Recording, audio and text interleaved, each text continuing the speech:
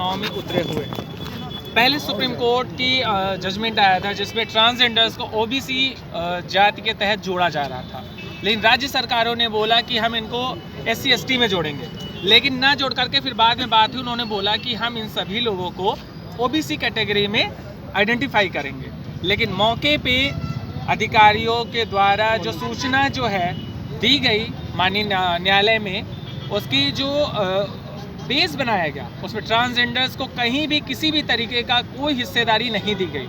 27% का जो हिस्सेदारी दी गई उसमें ट्रांसजेंडर रिजर्वेशन -1 भी नहीं रहा।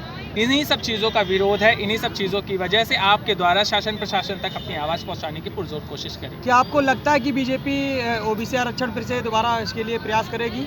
बिल्कुल, अभी जहां तक स्टेटमेंट आया योगी जी का, टीवी पे भी चल रहा था, आया कि अगर वो देख रहे हैं, अधिकारियों सब नई जानकारी ले रहे हैं, उसके बाद अगर उन्हें लगता है तो सुप्रीम कोर्ट तक जाएंगे। बाकी शासन प्रशासन से हमारी गुरुजी मौजूद हैं, ये भी आपको जानकारी देंगे शासन क्या कर रहा है। जवाबदेही ट्रांसजेंडर्स के लिए सोनम जी के द्वारा बनती है जी। इस विषय पर आप क्या कहना चाहेंगे? मैं सर्वप्रथम जो हमारे खंडपीठ लखनऊ बेंच ने संज्ञान लिए उसके लिए मैं दिल से आभार व्यक्त करती हूँ।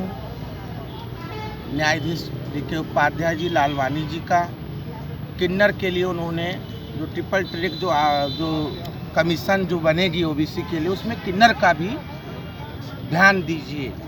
उन्होंने अपने आदेश पारित में ये शब्द शासन को बोले और न्यायाधीश से देश में आज भी हमारे समाज में, चाहे वो हिंदू हो, मुस्लिम हो, अनुसूचित जनजाति हो, किसी भी समान जो मानव जीवन व्यतीत करते हैं, न्यायपालिका को भगवान मानते हैं और न्यायपालिका एक भगवान स्वरूप है।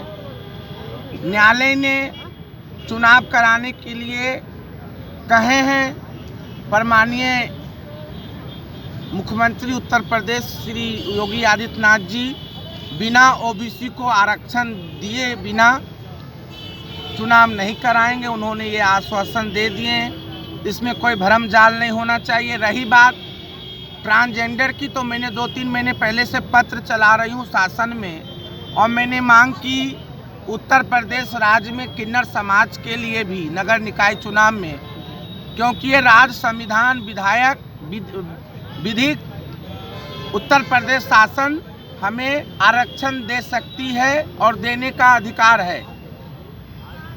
तो माननीय मुख्यमंत्री जी से को भी पत्र लिखी थी, कम से कम 27% में से तो 7% ट्रांसजेंडर को ओबीसी में सीट आरक्षित करने के लिए हमने पत्र लिखे थे। प्रशासन के कुछ बड़े अधिकारियों ने साफ मना कर दिए जो किन्नरों के लिए और मतलब हम लोगों के लिए कोई कानून नहीं। कानून है कैसे नहीं?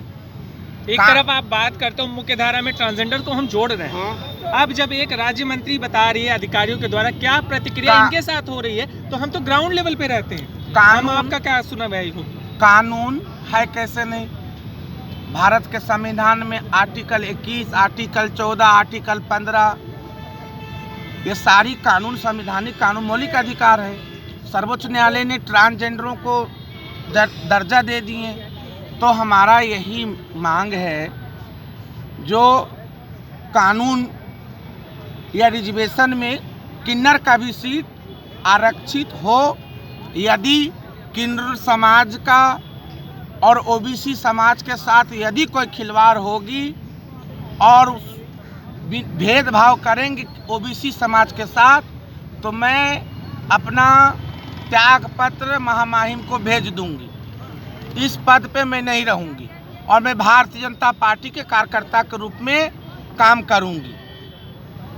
ठीक है, धन्यवाद मैडम।